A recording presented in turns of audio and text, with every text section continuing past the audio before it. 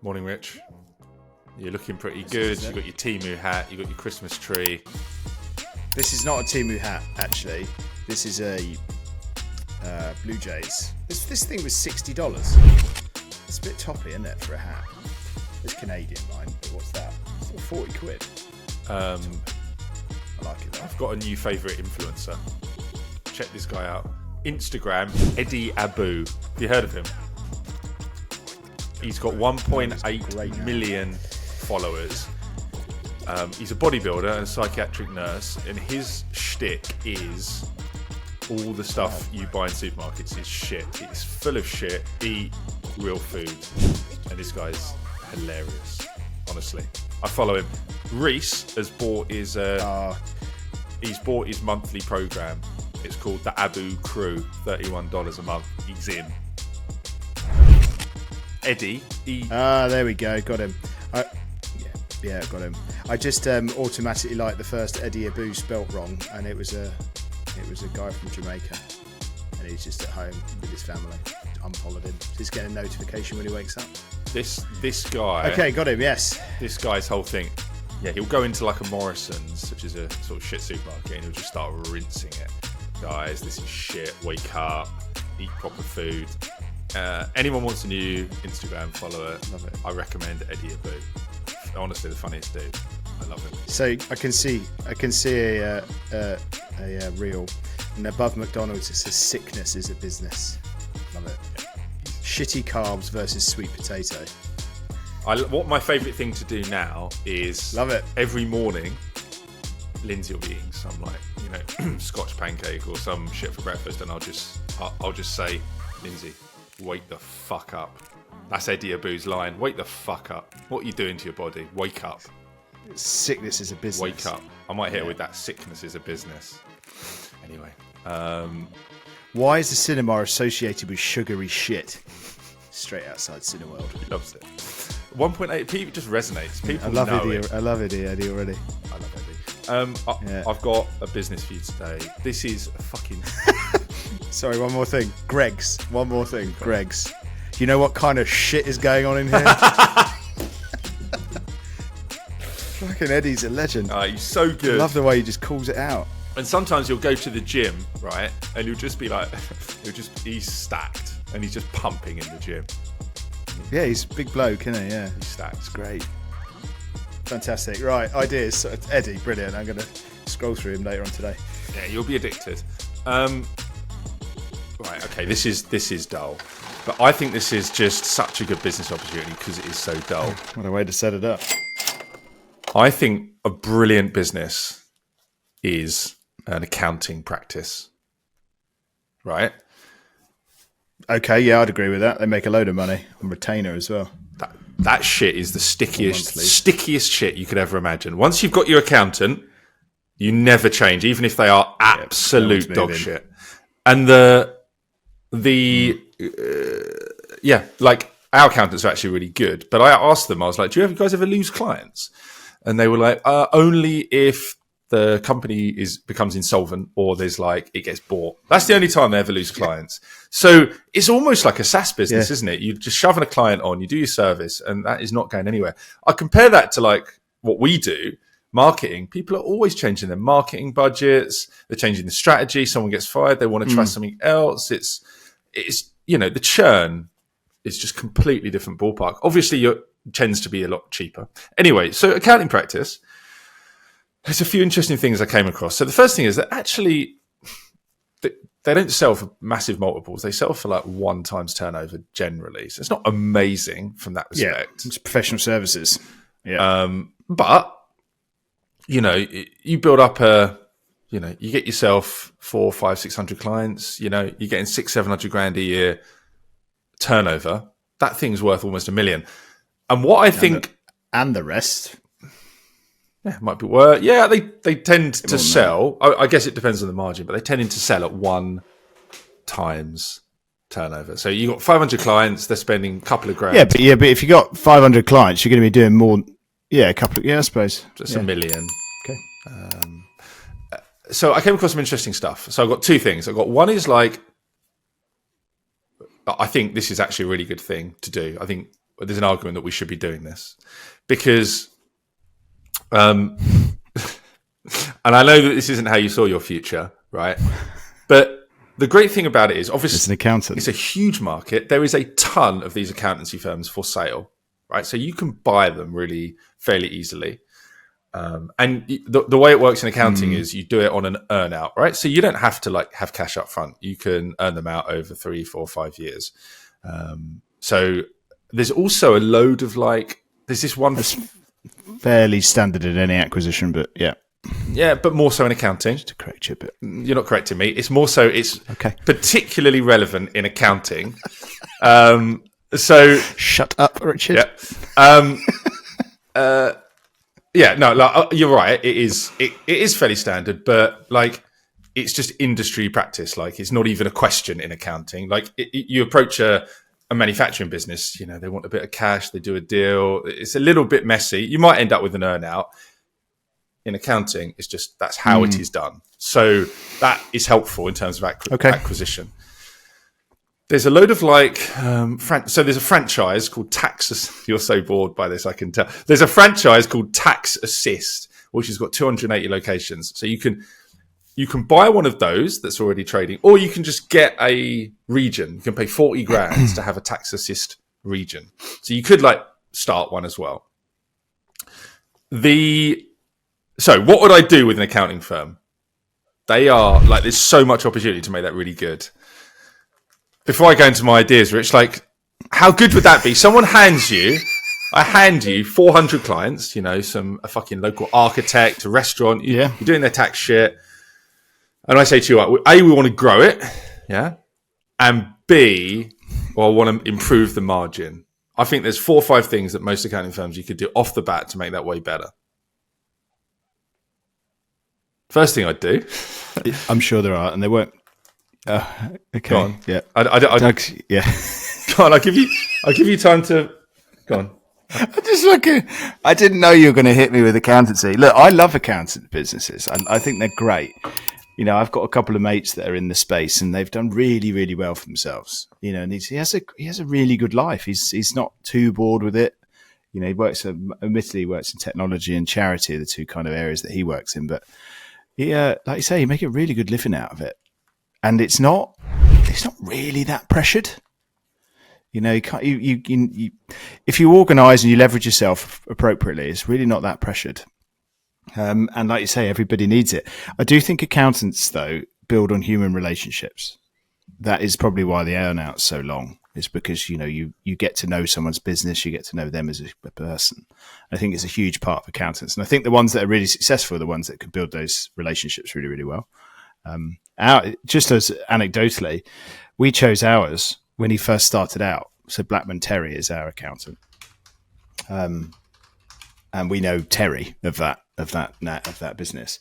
And it was him and his business partner when we started. I think we were like definitely in the first 10 clients. And I think he's got like a team of 50 now. And that's in, 12 years? He's killing it.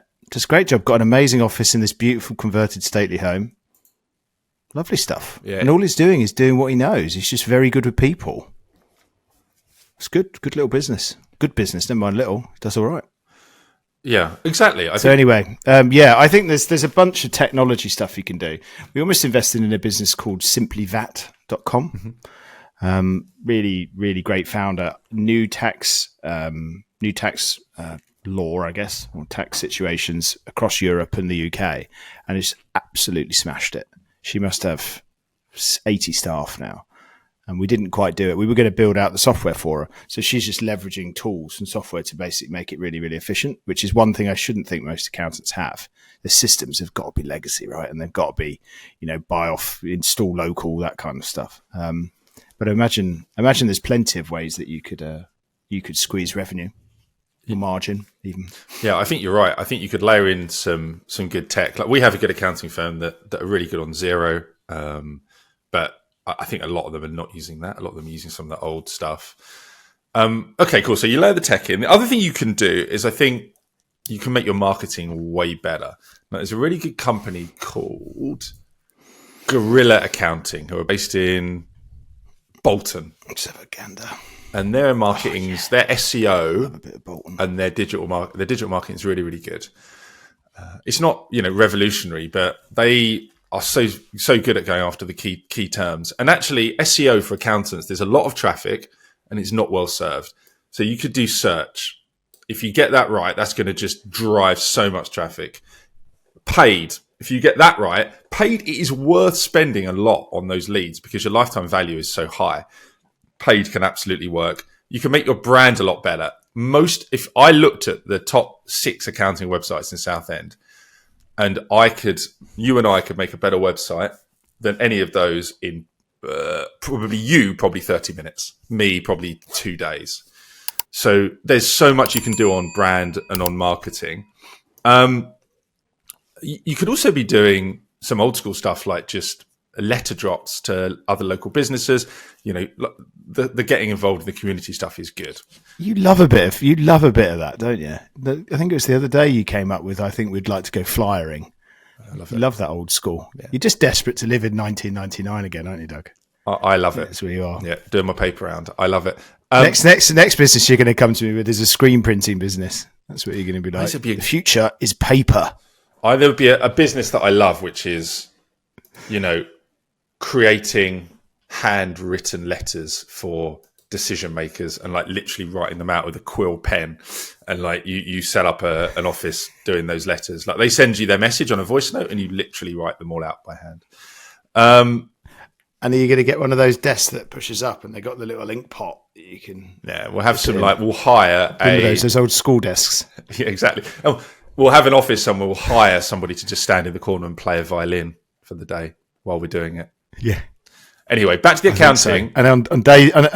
And on days where it's a sad thing, you can get them to play like a different instrument, like a cello or something. It's just a bit, I don't know, it feels a bit sadder. Yeah, and on Fridays you can play like some like bongo drums. On not really the vibe. On the other thing you can do, right? So you get your marketing sorted. You buy your firm. Me and you, we go and we buy Tax Assist, fucking Southend, and we do an earn out. We get it for 500 grand. It's got 250 clients. And then we go, okay, cool. Margins 20%. You shove in a load of tech to improve that. We sort out the marketing, so we double the client base in like a year or 2 years, probably. And then the final piece of the jigsaw, and I know I always go back here, the delivery of this business is not going to be executed in the UK. Delivery of this business is going to be executed in South Africa. Oh, here we go. Yep. There we go. We can't have a bear with me without it. And the delivery in South Africa is unbelievable quality. You've got people that can do all the bookkeeping. You've got qualified accountants that have worked in the UK that have moved back to South Africa. And you're going to take your staff costs and you're going to reduce those by 30 or 40%. So you've only the back office stuff, right? The main account holder needs to be in the UK with the business. Not necessarily. I don't see why you couldn't have the actual like. Do you reckon some you honestly feel that British companies, being particularly when it comes to money, are going to feel happy offshoring that? It depends. Like the knowledge, experience of being inside that market, because there are differences. I know that because we do it in both countries. No, I think it's right, but I think the front end, I agree, account manager needs to. I think they can be in South Africa, but they've got to be qualified UK accountants. They've probably got to have worked in the UK and moved back there. But maybe the front end guys are in the UK. I think that's fair. But all the kind of bookkeeping and the grunt work and all that kind of stuff can be elsewhere. I wonder how you and I would do selling accountancy services, bearing in mind, we've got a rudimentary understanding of finance compared to someone like Blomley. Do you think we'd convince people, or do you think we'd be on like accounting cowboys exposed by the Daily Mail? Well, I have got a finance degree, although my shut up, Rich. But I'm by no means a qualified accountant. So, where did you get your finance degree from?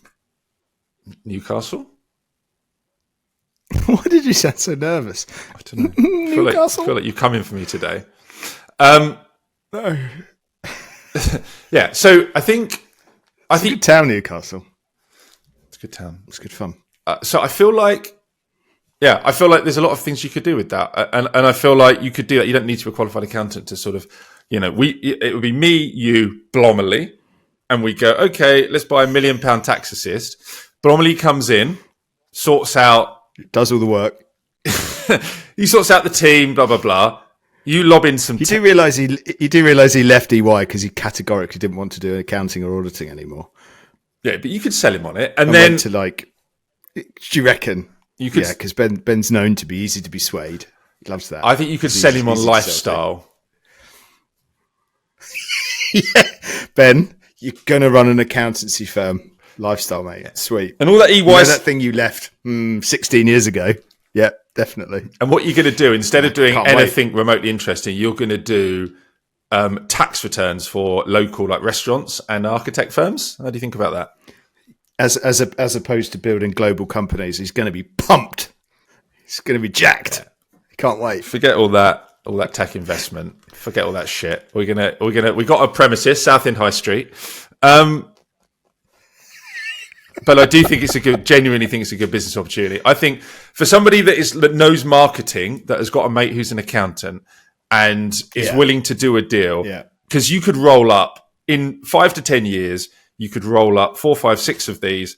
You could have 10 million turnover, and you've got a really good quality asset that just works.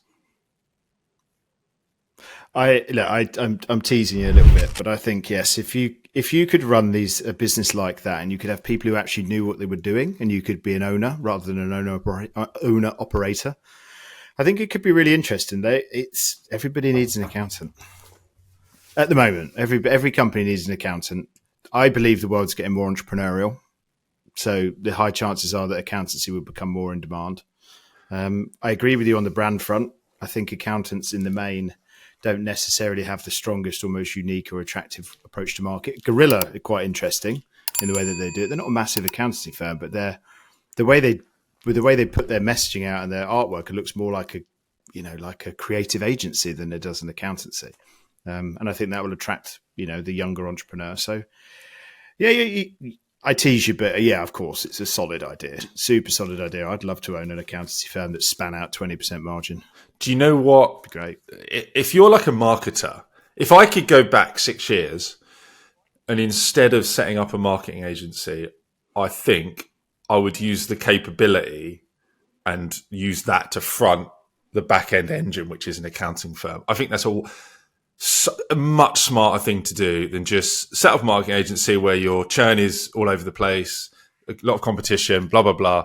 Rather set up an accounting firm and just tag on all that digital marketing to the front end, because none of those guys can do it apart from Gorilla, who are probably the best in the country. It's never too late. Never too late, Doug. Maybe I'll set up a Zoom with Blomley. We could call it Sammy the Struggler Accountants. Struggler Accountancy. Probably not very good. Mordor Accounting. Mordor Gundogs. See the previous episode. Are you going to do an outro? Thank you for boring the tits off me. I'm kidding. No, that was good. I mean, I wonder what other companies you could buy into that could just be good, solid businesses that grow at a steady rate. I'd be interested to have a think on what that could be. I know you brought car washers before, just like people want to get their car washers. Funeral directors, that's another one, right? That's always going to be there. Yeah, super grim though. Something like that. But yeah, thank you. Yeah, I mean, we talked about euthanizing pets not too long ago. But there is something in death tech for sure. But yes, Doug, thank you for bringing accountancy. I'm now buzzed for my day, and I think we should definitely have another ep looking at those solid, slightly legacy industries that could be really good businesses for people to buy into or revolutionise. It'd be good. Thank you very much, Doug. Like, subscribe. More accountancy news coming from Doug every single episode from now on. See ya.